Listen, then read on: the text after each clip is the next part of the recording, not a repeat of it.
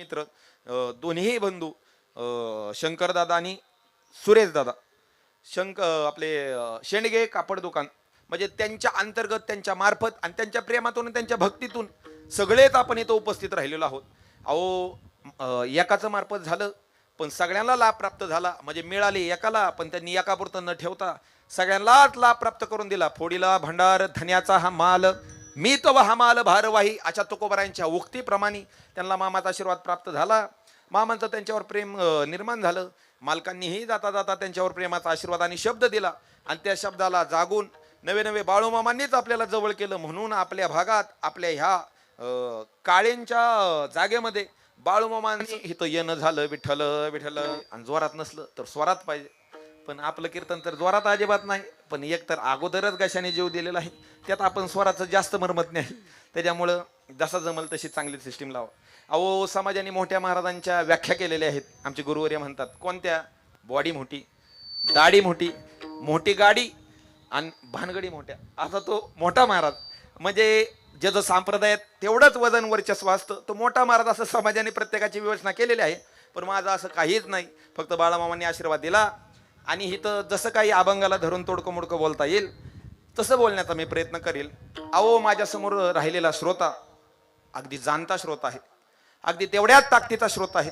श्रोत्याला अजिबात सांगायची गरज नाही की कीर्तनात विठ्ठल विठ्ठल झाल्यानंतर टाळी वाजवा, अजिबात म्हणायची गरज नाही. श्रोता जाणता आहे. अहो 4 नंबर बघा असेल आपला हा, पण एवढंच नाही, तुम्ही हजारो लाखो कीर्तनकार आजपर्यंत असे म्हणजे काना खालून काढले असतील, म्हणजे कानावरून घातले असतील. कितीतरी कीर्तनकारांची तुम्ही कीर्तन ऐकलेत, त्याच्यामुळे आमच्यापेक्षा नियम तर तुमचे पाठ झालेत. बरं मी तुमच्या पुढे बाळूमामाचं चरित्र सांगावं. तुका म्हणे अंगी व्हावे जे आपण तरीच महिमान कळू येते. तुकोबराय म्हणतात एखाद्याचं महिमान सांगायचं झालं तर त्याला अगोदर तेवढ्या ताकदीचं बनावं लागतं. अरे पैलवानाला सांगावं, पैलवानाला जर शाबासकी द्यायची झाली असा असा तो सुंदर डाव टाकला, उगच 20 25 30 40 किलोच्या माणसाने तिथं जाऊन शाबासकी देण्यात मजा नाही, तिथं वाजतातच लागतो. तसं बाळूमामाचं चरित्र सांगायचं म्हणजे तेवढ्या अधिकाराचाच व्यक्ती असावा. आणि माझ्यापेक्षा सगळेच आलेल्यांचं चरित्र माझ्यापेक्षा दुप्पट पाठ आहे. 4 दिवस आपला कार्यक्रम चालू आहे. अगोदरही जागोजाग्यावर मामांचे तळ जवळजवळ 17-18 ठिकाणी बाळूमामांचे मेंढी माऊली आहे. त्या पृथ्वीवर तर रोज कीर्तन होतात. त्यामुळं बाळूमामाचं चरित्र ऐकून ऐकून ऐकून ऐकून इथं बसलेल्या कोणालाही उभा केलं तर माझ्यापेक्षा 10 पट चांगलं बोलल हे मी जाणून आहे. म्हणजे माझ्यासमोर बसलेला श्रोता तेवढ्या ताकदीचा आणि तेवढाच हुशार आहे. आणि तेवढ्या ताकदीच्या श्रोत्या पुढं उगत निष्फळ बडबड करण्यात काही मजा नाही. मग मामांचं चरित्र जसं थोडकं मोडकत मी सांगेल का तर सगळं चरित्र तुम्हाला पाठ आहे. आजपर्यंत मामांचं प्रत्येकच जण तुम्हाला चरित्र सांगत आलेलं आहोत. पण हा अभंग घ्यायचा माझा अठ्ठास का तर ऐका.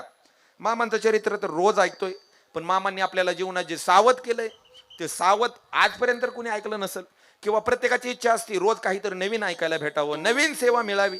मग आज मामांनी आपल्या जीवनात कसं सावध केलं आणि ते सुद्धा कसे सावध झाले एवढं तोडकं मोडकं पाहायचं. जसं जमलं आपल्या बुद्धीला सगळ्यांच्या तुम्ही आम्ही खेळी मेळी गदारोळी आनंदे सगळ्यांच्या मदतीने अभंगाचा सारांश पाहायचा आणि तिथं सेवेला पूर्ण विराम द्यायचा. विठ्ठल विठ्ठल. सगळेच बाळूमामा भक्त, सगळेच नातेपुते, धैगाव, पिरळे, फोंडशिरस, सगळे लोणंद, सगळे सगळे पिंपरी म्हणजे परिसरातील सगळेच मोरूची सगळ्याच भागातून माणसं मला इथं आलेले दिसत आहेत. का तर बाळूमावर असणारे निश्चिम श्रद्धा. अहो आम्ही सप्त करून मेलो, सप्त्याला आम्ही पंक्ती ठेवल्या तरी माणसं शेवटी आली नाहीत. काय सगळ्यांना इथं आनंद प्राप्त होतो की सगळ्याला वाटतं की मामा माझ्या आसपास तरी आहेत, माझ्या जवळ आहेत आणि मी इथं चांगलं वागलो तर निश्चित माझ्यावरती कृपा करतील. म्हणून जेवढे काही भक्त असतील बाळूमामांनी आपल्याकडे पाहावं, बाळूमामांनी आपल्यावर कृपेचा आशीर्वाद फिरवावा. आणि आमचं बाळूमामाचं जे लाखो किलोमीटरचं अंतर आहे ते कुठं ना कुठं कमी तरी व्हावं म्हणून सगळा भाविक भक्त आवर्जून दररोज कीर्तनासाठी उपस्थित राहत असतो. बरं 1 तास आपल्याला उरलेला आहे. 1 तास उरला खटवांग रायाशी, तसा 1 तास उरला अभिमन्यू महाराजाला असं म्हणायला काही हरकत नाही. करेक्ट 8 वाजलेत. 9ला अगोदरच 1-2 मिनिटं मी सेवा संपवण्याचा प्रयत्न करेल. कीर्तन साथीसाठी उपस्थित असणारे ज्यांना सुरुवातीला इंदापूर चक्रीवादळ म्हणायचं आणि आता नातेपुते चक्रीवादळ म्हणजे असे म्हणजे कर्मभोरी इंदापूरची ते जन्मभूमी इंदापूर पण कामी आले नातेपुत्याला असे असणारे आपल्या भागाचे वैभव माझे गुरुबंधू ज्येष्ठ गुरुबंधू विशालदादा आहेत. सगळी संस्थेतील माझी लहान भावंड आहेत. आमचे सन्मित्र युवा कीर्तनकार गोरडदादा आहेत. बाळकृष्ण महाराज आळंदीकर आहेत. नंतर आमचे महेश दादा देखील आहेत. त्यांनी जालन्यावरून आळंदीन असा प्रवास करत करत आज ते आपल्या नात्यापुत्यापर्यंत पोहोचलेले आहेत. आणि सगळीच असणारी प्रेमाची माणसं. आणि आपला हा कार्यक्रम अजन्म आठवणीत राहावा. आपल्या कार्यक्रमाची कधी जर पाहायचं झालं तर अरे तो कार्यक्रम कसा होता रे नात्या पुत्याचा, 2-4 वर्षांनी जर बघायचं झालं त्या कार्यक्रमात कसं कसं नियोजन केलं, कसं कसं भक्तजन आलते, कोणाकोणाची कीर्तन झाली, कोणी तिथं तन मन धनाने सेवा केली. जरी पाहायचं असेल तरी सर्वांची इच्छापूर्तीसाठी आपल्या भागातच वैभव असणार आमचे सन्मित्र ओम साई क्रिएशन, ते म्हणजे यूट्यूब चॅनल, ते सुद्धा आपल्या सगळ्यांच्याच मदतीसाठी नवे नवे सगळ्यांना दर्शन घडावं. आज नाही तर हजारो दिवस का होईना ते दर्शन घडावं. त्या निमित्ताने सगळेच असणारे हे तर सर्वच भाविक भक्त विठ्ठल विठ्ठल. मी शेवट परिहार देणारच आहे. अभंगाकडे वळतो. प्रस्तुत अभंग अतिशय सुंदर आणि सोपा आहे. जीवनात माणसाने सावध होणं अतिशय गरजेचं असतं. पाऊल टाकला ना माणसाने सावध होऊनच पाऊल टाकावा. अवसंत महात्म्याने ऐसे असे स्वभावे मनोनी कर्मन संढावे विशेष आचारावे लागे संती. मामांनी तुकोबरायांनी माऊलींनी नाथ महाराजांनी निळोबरायांनी नामदेवरायांनी पाऊल टाकत असताना विचारच करून पाऊल टाकला का. अहो जर आपण जसा पाऊल टाकू त्याच मार्ग दावून गेले आधी दयानिधी संत संतांनी आपल्याला जो मार्ग दाखवून दिला त्या मार्गाने आपण चालायचा प्रयत्न करतो. पण ते चालू जाता न पडे गुंता कोठे काही. अतिशय समर्पक असं प्रमाण दिलं. सगळेच असणारे गायक आणि माझा लहान भाऊ तेही आळंदी करत आहेत असे माझा असणारा लहान सखा भाऊ ऋषिकेश महाराज हे सुद्धा कार्यक्रमासाठी उपस्थित आहेत. सगळे ज्यांची सुंदर सिस्टीम आहे असे आमचे घुले साऊंड सिस्टीम सगळे आणि सगळी प्रेमाची माणसं सगळीच आज उपस्थित आहेत. ऐका, तुकोबरायांनी अभंगात स्वतःचा स्वानुभव प्रतिपादन केला का माणसाने सावध होणं अतिशय गरजेचं असतं. अहो चुकीचा पाऊल आपल्याकडून पडू नये याची काळजी संत सुद्धा घेतात का. अहो पाप पुण्य अंगे नातळे येत्या. संतांना पाप लागत नाही पुण्य लागत नाही पण ते चांगलं पाऊल का टाकतात तर संपूर्ण समाज त्यांच्या पावलावर वाटचाल करत असतो. अहो बाळूमामाने जर चुकीचं पाऊल टाकलं असतं तर संपूर्ण समाज त्यांच्या मागे चुकीचीच प्रथा पडली असती. पण नाही, त्यांचं जीवन कितीही ताकदीचं असलं तरी त्यांनी समाजाच्या हितासाठी जगाच्या कल्याणा संतांच्या विभूती देह कष्टविती परोपकारे. अहो जगाचं कल्याण व्हावं म्हणून मामांनी हजारो किलोमीटरचा प्रवास केला मेंढी माऊलीला घेऊन. का केला असेल. अहो जगताचं कल्याण व्हावं. स्वतःच्या संसाराची राख रांगोळी केली पण जगाच्या संसाराचा बस्ता जगाच्या संसाराची घडी व्यवस्थित मामांनी लावून दिली का तर. पण त्यासाठी त्यांना स्वतःला कितीतरी कष्ट करावेच लागले असतील. अहो गोष्ट एक सांगतो, काळ असा असतो की एखादी गोष्ट चांगली असेल तर त्याला पहिल्यांदा विरोध केला जातो. विरोधाने ती थांबत नसेल तर त्याला परत नावं ठेवली जातात, त्याची निंदा केली जाते आणि निंदेनेही ती गोष्ट आपल्याला आवडत नसेल तर त्या गोष्टीचा स्वीकार केला जातो. आज पहा तुम्ही, आपण एवढे बाळूमामांवर श्रद्धा प्रेम ठेवून इथं उपस्थित राहिलोय म्हणजे आज आपण बाळूमामांचा स्वीकार केलेला आहे. मागं कधी काळी कोणी निंदा केली त्याचा त्याला फळ भेटलं असेल. मागं कोणी निंदा केली पण त्याच्या अगोदर बाळूमामांच्या काळात कितीतरी जणांचा त्यांना विरोध झाला असं देखील येतं. अरे कुठं मेंढरा आमच्या रानात घेऊन झाला बाळू धनगरा अशी म्हणणारी कितीतरी माणसं होती. पण एवढा विरोध निंदा पत्करून आज संतांचं जे काही खरं तत्व आहे ते आपण मान्य शेवटी करावंच लागलं. आणि खरं तुम्हाला सांगतो, सत्य कधी मरत नाही. सत्य उशिरा का होईना माणसाला पटतं आणि पटवूनच घ्यावं लागतं. आणि खोट्याने कितीही गावभर बाजार केला तरी खोटं अजिबात टिकत नसतं. म्हणजे सत्य तो विठ्ठला भगवंत खरा आहे असं सांगायची आपल्याला गरज पडत नाही. तसे संत देवते संत देव सुद्धा संतच आहेत आणि संत सुद्धा देवच आहेत. मग संतांचं अस्तित्व खरं अस्तित्व आपण आज प्राधान्याने मान्य केलंय असं म्हणायला काहीच हरकत नाही. कस काय बघा तुम्ही, आता तुम्ही बोटावर मोजण्यात की 5-50 जण असताल पण जसा वेळ होईल तशी माणसं आरतीसाठी का होईना आपसूक अशी जवळ येतच राहतील. का तर श्रद्धेपोटी आणि प्रेमापोटी. विठ्ठल विठ्ठल विठ्ठला. प्रस्तुत अभंगात महाराजांनी स्वतःचा स्वानुभव प्रतिपादन केलेला आहे. आता एखादा उठल आणि म्हणल महाराज तुकोबरायांना आम्हाला अनुभव सांगायची काय गरज आहे, त्यांच्या अनुभवाचा आम्हाला काय देणं घेणं नाही. त्यांचा अनुभव त्यांच्यापाशी, आम्हाला काय त्याचा फायदा आहे.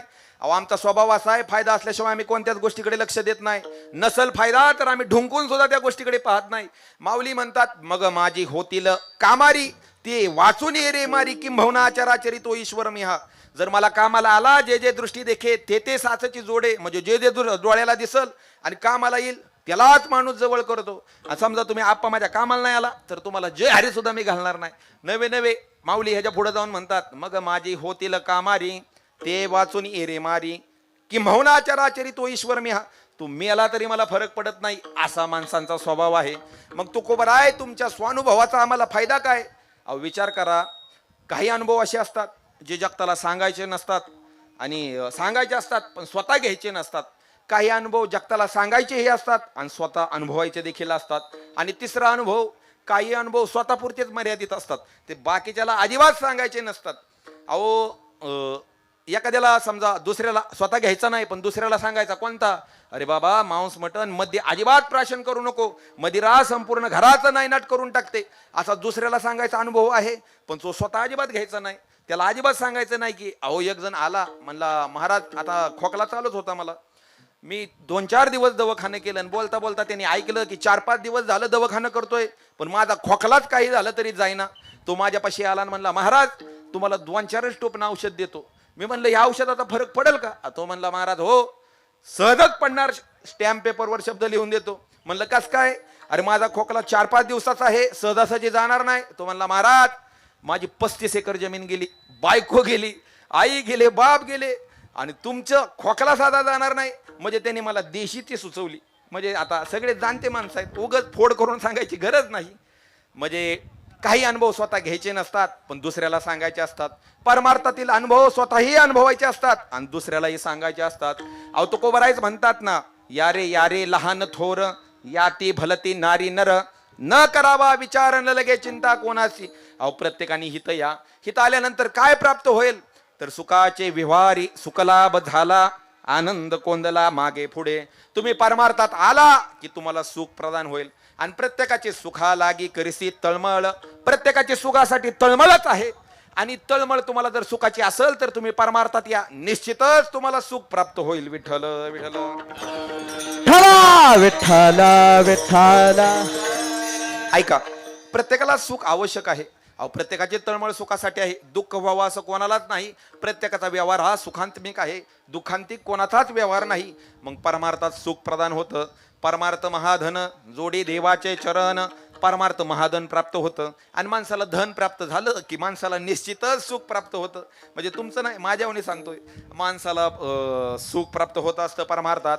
आणि तिसरा प्रकार आहे अनुभवाचा. ऐका लक्ष द्या, अनुभवाचा तिसरा प्रकार आहे जो स्वतः घ्यायचा असतो पण जगाला अजिबात सांगायचा नसतो. कोणता? अहो संसारातील 4 भिंतीतील अनुभव स्वतः अनुभवायचे असतात पण जगाला ते अजिबात सांगायचे नसतात. आता जमलेले फक्त 2 मिनिटं बोला, मला आवाज येईल. अहो जर आपल्या बायकोवर भांडणं झाली तर आपण जगात जाऊन सांगतो का, गावात जाऊन सांगतो का माझी आणि माझ्या बायकोची भांडणं झाली, तिने मला मारलं, तिने मला शिवे दिले, आपण सांगतो का नाही? हो का नाही? हो म्हणा, नाही तर नाही म्हणा. म्हणजे नाही म्हणताय म्हणजे मारते का? अहो अजिबात मारत नाही. पण संसारातील जे अनुभव असतात ते स्वतःपुरते मर्यादित असतात, ते दुसऱ्याला अजिबात सांगायचे नसतात. तसे तुकोबराय जो आज अनुभव प्रतिपादन करतात, स्वतःचा स्वानुभव प्रतिपादन करतात, तर तो संसारातील नाही, तो परमार्थातील आहे. अभंगाचं पहिलं चरण. सावध झा. तो सुख संतांपाशी प्राप्त होतं. महाराजांनी सुंदर असं उदाहरण दिलं. अवसान सुख नवे नवे सुख संतांच्या पायापाशीच असतं. आपण एवढे कष्ट करतो. आता विचार करा, आपलं सोडा, आता जे मेंढे माऊलीची दिवसभर सेवा करतात, अहो पहिला सुरुवातीचा काळ कसा होता, माणसाला काय नाही जमलं की त्याला कुठं पाठवायचे सगळ्याला माहित आहे. ज्याला काहीच जमत नाही त्याला कुठं पाठवायचे? मेंढ्या मागं, शेरडा मागं. पण आजचा काळ असा आहे, भले भले हुशार शेरडा मागं मेंढ्या मागं फिरतात. का? अहो बाळूमामाने कुठंतरी आपल्यावर कृपा करावी, आपल्याला कुठंतरी आपल्याला सुख प्रदान करावं. कशासाठी? आता दिवसभर अहो ज्या माणसाला मी एक आयुर्वेदाचा उपचार सांगतो, ज्या माणसाचं वजन अजिबात कमी होत नाही त्याच्यासाठी फक्त एकच आणि अतिशय म्हणजे रामबाणच उपाय. कोणता? ज्याला वाटतं माझं वजन कमी व्हावं त्यांनी एकदा फक्त बाळूमामाच्या मेंढ्याचा 7-8 दिवस फक्त एकदा सांभाळ करून बघा, त्याला कळल. मेंढ्यां मागं फिरणं, माऊली मागं फिरणं सोपं नसतं. पण हे जे असणारे सेवक आहेत ते दिवसभर सेवा मेंढ्या माऊलीची करतात आणि तेवढ्याच ताकदीने इथं येऊन परत सेवा करतात. का? ही ऊर्जा स्रोत त्यांना कुठून प्राप्त होते? तर एकदा बाळूमामाचं नाव घेतलं की त्यांना लगेच ऊर्जा प्राप्त होते. म्हणजे एकदा बघा तुम्ही, वारी चालणारा वारकरी कितीही थकला पण एकदा पुंडलिक वरधारी विठ्ठल असा गजर झाला तरी वारकरी लगेच खडबडून जागा होतो. म्हणजे कितीही थकू द्या. आणि जो खरंच वारी करतो त्याला विचारा, अहो पंढरपूर जसं जवळ येईल तसं त्याला दुःख व्हायला लागतं. का? त्याच्या मनात इच्छा असती अजून 2-4 दिवस लांब व्हावं, अजून 2-4 दिवस लांब व्हावं. का? अहो मद्य पिऊन, दारू पिऊन पडण्यापेक्षा त्या दिवे घाटात रिंगण खेळताना, पावल्या खेळताना पाण्यात घसरून पडणं कधीही चांगलं. म्हणजे संतांपाशी सुख माणसाला साहजिक प्राप्त होतं. आणि आपल्यालाही बघा, आपण एवढं टेन्शन घेऊन इथं येतो. कोणाला टेन्शन आहे? सगळ्याला टेन्शन आहे. कोणाला बायकोचं टेन्शन, कोणाला संसाराचं टेन्शन, कोणाला कशाचं तर कोणाला कशाचं, प्रत्येकालाच कोणतं ना कोणतं टेन्शन आहे. पण इथं आल्यानंतर बाळूमामाचा एकदा गजर केल्यानंतर कोणत्याच टेन्शनची आपल्याला दुःखाची आठवण राहत नाही. बघायचं असेल तर विचार करा, एकदाच फक्त गजर करू आणि मला परत फक्त झाल्यावर सांगा की माझ्या डोक्यात असा असा विचार आला. बोला बोला बोला बाळूमामाच्या नावानं, चांग भले बोला बोला बोला बाळूमामाच्या नावाने, चांग भले. घ्या सगळे खाली. म्हणजे तुम्हाला मनाची गरज पडली नाही, हात वर घ्या. अहो हा आपला योगदान म्हणजे आपला योगा दिवस. आज प्राणायामच करून आपण घरी जायचं. घरी गेल्यावर म्हणलं पाहिजे गड्या तुमचा आज चेहरा जास्तच टवटवीत दिसतोय, जास्तच व्यायाम करून आलेला दिसताय आज. म्हणजे आता मामाचं नाव आपण 2 वेळा घेतलं, इथं बसलेला कुणीही उठावून म्हणावं की माझ्या डोक्यात असं असं टेन्शन होतं नाव घेताना. अहो भले 2 सेकंद 10 सेकंद असेल, पण आपल्याला दुःखाचा विसर झालाच ना. म्हणजे संतांपाशी दुःखाचा विसर होतो. विठ्ठल विठ्ठल. विठ्ठल.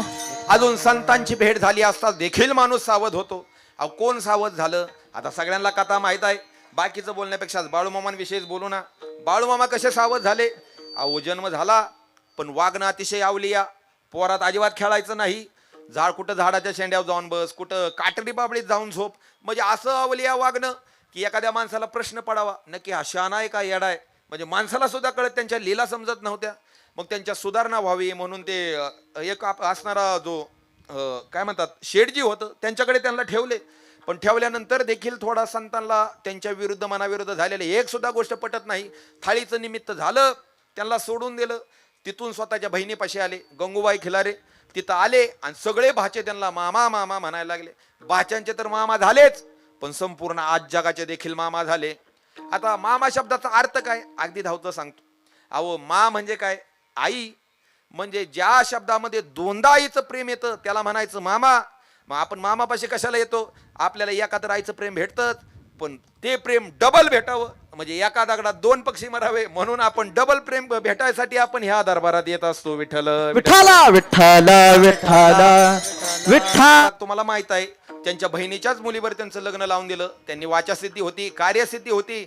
शाप दिला, मला संसारात पाडशील तर मरायला तर तयार हो. स्वतःचा सासरा एका शब्दावर मरून गेला, पण सासऱ्याने शब्द दिला, सासऱ्याला शब्द दिला काय? अहो माणसाने कधीच रागात किंवा कधीच माणसाने असा प्रेमात कोणाला शब्द देऊ नये, पण त्यांनी शब्द दिला, भावनेच्या भरात शब्द देऊन टाकला की तुमचा संसार मी सांभाळीन. आता त्यांच्या सासऱ्यांचा कोणता संसार होता? मेंढ्या. मेंढी माऊली जे आहेत तो सासऱ्यांचा संसार. बाळूमामाने मेंढी माऊली सांभाळायला सुरुवात केली. जागोजागी फिरून मेंढी माऊलींचं त्यांनी चारा पालन पोषण सगळं करायला सुरुवात केली. एक दिवशी आकाशवाणी झाली.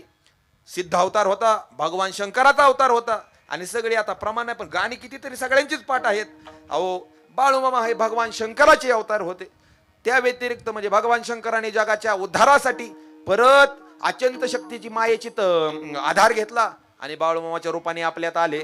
मग बाळूमामाचं वागणं, अहो शंकर कसा आहे? महादेवाविषयी बोलायला अजिबात सगळ्यालाच माहित आहे. महादेव कसा आहे? महादेवाचं घर कुठं? मशान. महादेवाची कपडी, लिनन, पायजामा काय असेल ते आरमानी, असं महादेवाचं अजिबात नाही. मग महादेवाची काय कपडी? अहो एक लंगुट, तेही हरणाच्या वाघाच्या कातड्याचं, ते हरणाच्या कातड्याचं बसायला वाघाच्या कातड्याचं. म्हणजे आबर दागिनं म्हणायला गेला तर गळ्यात नाग, कंठी शोभे, वासुकी हार. म्हणजे अंगाला पाऊंड स्पॅरन लवली अजिबात नाही. अंगाला काय?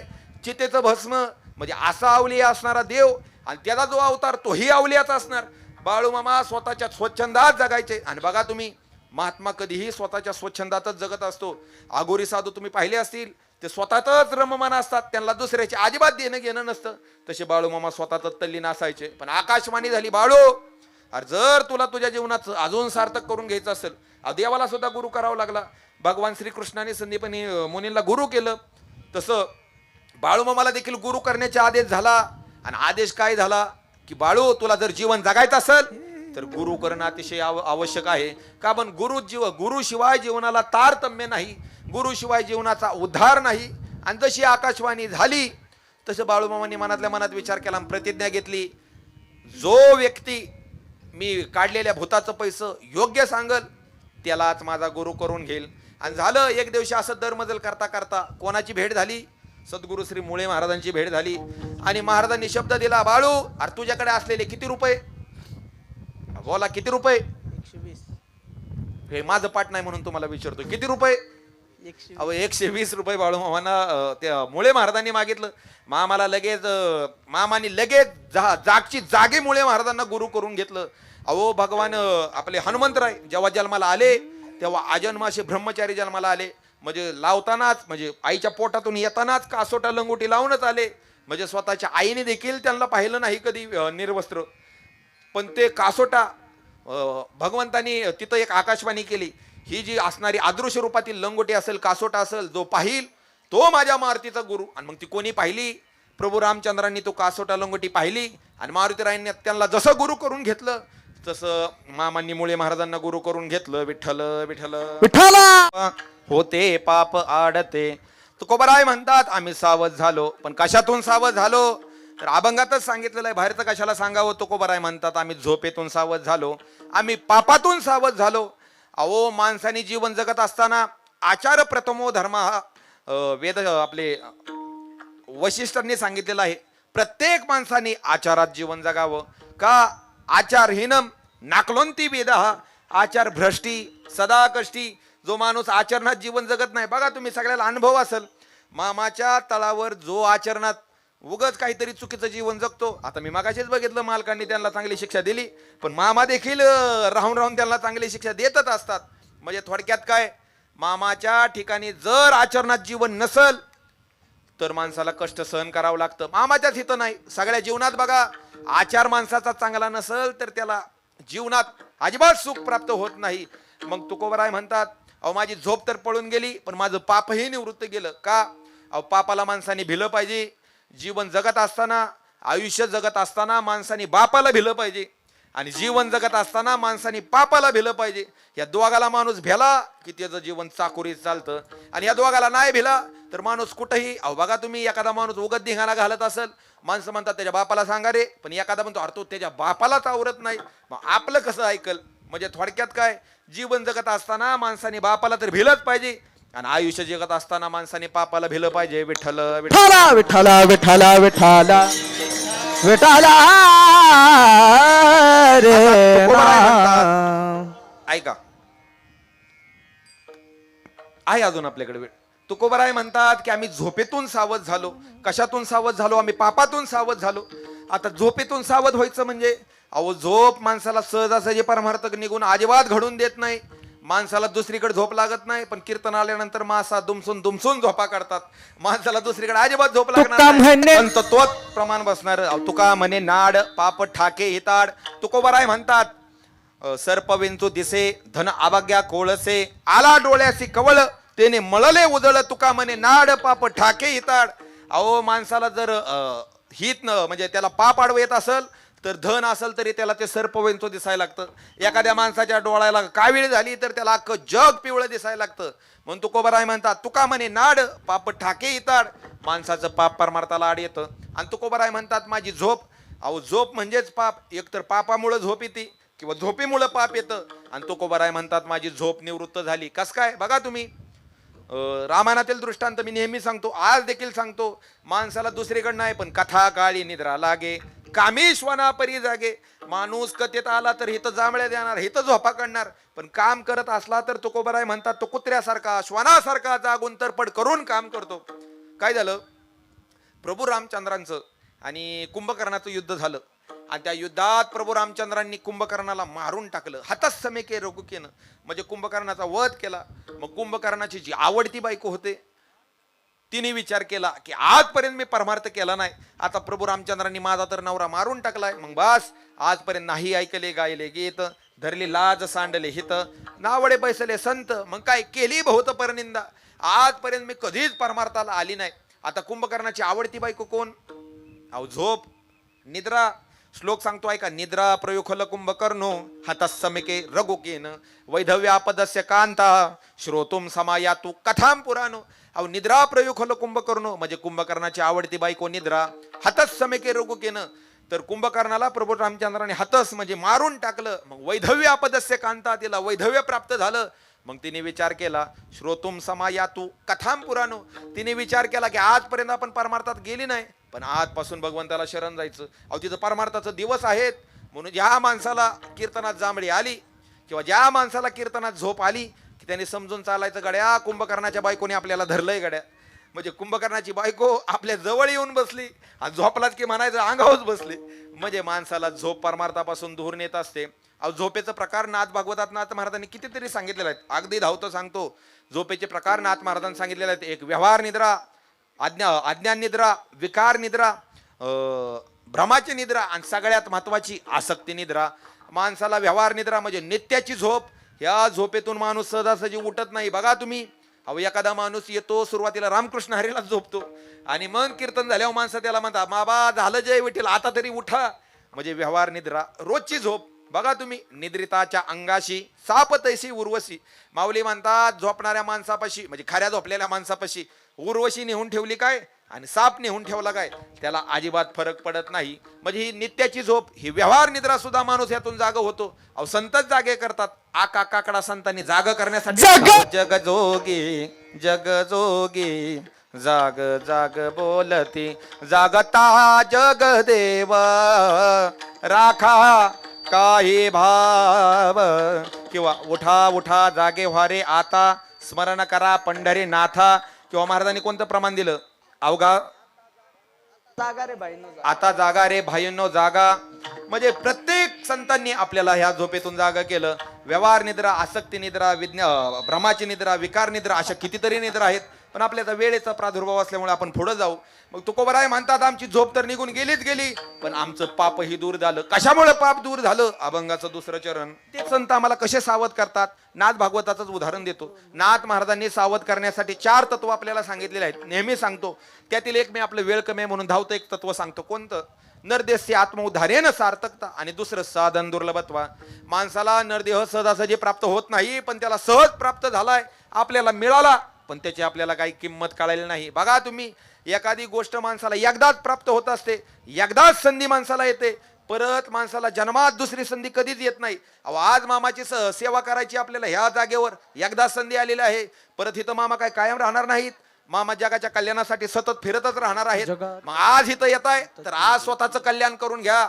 मामाची तन मन धनाने प्रत्येकानेच सेवा करा. विठ्ठल विठ्ठल विठ्ठला विठ्ठला विठ्ठला. बोलून 5 मिनिटात सेवेला पूर्ण विराम देतो. अहो साधन दुर्लभत्वा, माणसाला दुर्लभ असं साधन प्राप्त झालेलं आहे. आमचे गुरुवर्य हा दृष्टांत सांगताना एक सिद्धांत, एक दृष्टांत सांगायचे. हा सिद्धांत सांगताना माणसाला सहजासहजी संधी प्राप्त होत नाहीत. माणसाला जीवनात फक्त एकदा संधी प्राप्त होते. त्या संधीचं माणसाने सुवर्ण संधी करून घ्यायची. आणि जर नाही सुवर्ण संधी करून घेतली मग त्याचं परत गांजालं लोखंडच. परत त्याचा कशातच परिणाम होत नाही, कशातच त्याची किंमत होत नाही. पटायसाठी दृष्टांत देतो. आज मामाच्या तळावर बरेच सगळेच पुरुष वर्ग मोठ्या प्रमाणात जमलेला आहे. मग ज्यांची ज्यांची लग्न झाली नाहीत त्यांच्यासाठी लागू असणारा दृष्टांत ऐका. म्हणजे एक काम करा, म्हणजे मला थोडं तोलन मापल करल. म्हणजे कोणाकोणाची लग्न झाली नाहीत त्यांनी हात वर करा. मी नाहीत म्हणलो, बर कोणाकोणाची झाल्यात त्यांनी हात वर करा. कारभारी आपले हे कुठे गेले, शंकर दादा, सुरेश दादा, आपल्या नात्या पुत्यात मामाच्या तळाव आळंदीपेक्षा जास्त ब्रह्मचारी आज गोळा झालेत. मला माहित नव्हतं गड्या एवढं आपल्या भागात ब्रह्मचारी आहेत म्हणून. ऐका, मग आता ज्यांची झाली नाहीत त्यांची मेजॉरिटी जास्त आहे. त्याच्यामुळं ज्यांची लग्न झाली नाहीत त्यांना पटणारा दृष्टांत. उगं 5-50 जणांची झाल्यात त्यांनी काय, मामाचं आपलं रोज सेवा करा. फक्त एकच मागा की बायकोनी माझं ऐकावं, बायकोनी मला कधी मारू नये, बायकोनी मला कधी शिव्या देऊ नये. ऐका, ज्यांची लग्न झाली नाहीत त्यांच्यासाठी पटल असा दृष्टांत. एक शेवटचा मोजून 5 मिनिटं घेतो, आता विक्षेप करू नका. अहो एक जणाने असं कीर्तनात ऐकलं की माणसाला एकदा संधी प्राप्त होते. ह्या नरदेहाला आलाय तर त्या माणसाने स्वतःचं सुवर्ण संधी करून घ्यावी. पटवून देताना महाराजांनी दृष्टांत टाकला. आता ज्यांची लग्न झाले नाहीत त्यांच्यासाठी ऐका. ज्या माणसाला वाटतं आपल्या बायकोनी आपलं कायम ऐकावं, बाळकृष्ण महाराज ऐकून घ्या. ज्या माणसाला वाटतं आपल्या बायकोनी कायम ऐकावं त्या माणसाला फक्त एकच दिवस प्राप्त होतो. कोणता, लग्नाचा पहिला दिवस. First impression is last impression. पहिल्या दिवशी जर बायकोवर वजन पडलं तर बायको कायम म्हणती आमचं पप्याचं बाप म्हणजे सोनं आहे. पण वजन नाही पडलं तर बायको कायम म्हणती आमच्या पप्याच्या बापाला काय कळत. हा बोला, अनुभव तुम्हाला सगळ्याला चांगला आहे. काय काय सगळेच ब्रह्मचारी असे अजिबात नाहीत. ऐका, अहो असं त्याने कीर्तनात ऐकलं आणि नेमकं 4 दिवसावर त्याचं लग्न आलं. तो गेला, लग्न झालं आणि लग्नाच्या पहिल्या दिवशी तो वाट्यावर अशी खुर्ची टाकून उन्हाला बसलेला आणि त्याची बायको अशी चहा घेऊन आली. अशीच अशा स्टँडच्या जागेवरची बायको चहा घेऊन उभा राहिली आणि तेवढ्यात खालून पेपरवाला चाललेला, पेपर पेपर पेपर पेपर. ह्याच्या ध्यानात आलं की रात्रीच्या 2-4 दिवसापूर्वी कदम महाराजांनी कीर्तनात सांगितलेलं की लग्नाचा पहिला दिवस म्हणजे बायकोवर वजन टाकायचा दिवस. मग तो म्हणला आज बायकोवर वजन टाकायचं म्हणजे बायको कायम माझ्या ऐकण्यात राहील. आणि त्यांनी तो उपाय राबवायचं ठरवलं, ती योजना सत्यात उतरायचं त्यांनी ठरवलं. बायकोला तसेच चहा घेऊन उभा केली. खालून वाट्याच्या पेपरवाला चाललेला, त्याला बोलावलं, ए पेपरवाल्या इकडे ये, मला पेपर दे वाचायला. कोणकोणते पेपर आहेत? तो म्हणला लोकमत, पुढारी, सकाळ. असले मराठी नाही, इंग्लिश पेपर दे. म्हणजे बायको वजन टाकायचं होतं ना, बायकोला वाटला पाहिजे गडी इंग्लिश वाचतो. आता गडी दुसरी नापास, पण बायको वजन टाकायचं म्हणून पेपर घेतला. बायको अशीच चहा घेऊन उभा आला, पेपर घेतला, 2-4 वेळा उलटा सुलटा केला आणि अचानकच डोक्याला मारून घ्यायला लागला. अरे बापरे, अरे बापरे. बायको म्हणली काय झालं, काय झालं? तुम्हाला अगं चहा खाली ठेव. आणि हे बघ, माणसाला गाडी चालवायची अजिबात अक्कल नाही. कुणीतरी नवीन गाडी शोरूम मधून काढली, रस्त्याला अशी ताणली, अशी पळवली, गाडीचा ऍक्सिडेंटच झाला. आणि परिणाम असा झाला की गाडीची चाकावर छत खाली झालं. बायकोने पेपराकडे बघितलं, त्याच्या तोंडाकडे बघितलं, पेपराकडे बघितलं, त्याच्या तोंडाकडे बघितलं. आणि बायको साधी सुधी नव्हती, हा गडी दुसरी नापास, पण ती ग्रॅज्युएशन पास झालेली, ती पण फर्स्ट क्लास. तिने त्याच्याकडे बघितलं, पेपराकडे बघितलं आणि बायको हसली आणि फक्त म्हणली, अहो तुम्ही पेपर उलटा पकडलाय. दृष्टांत संपला नाही, ऐका. बायकोने पेपर सरळ करून दिला. बायको हसत हसत घरात गेली. त्याच्या लग्नाला आज 20 वर्ष झाली, तरी बायको म्हणते आमच्या पप्याच्या बापाला काय कळतच नाही. हा सगळ्याला अनुभव आहे, ऐका. म्हणजे जसा बायकोवर वजन टाकायचा पहिला दिवस, तसा ह्या नर्दी हातून सुटून जायचा, संतांची सेवा करायचा हाच एक दिवस. ह्या दिवशी जर तुम्ही संतांची सेवा नाही केली तर निश्चित आपण नरक यातना भोगल्याशिवाय राहणार नाही. आता मी इतक्या वेळा भगवंताचं नामस्मरण केलं,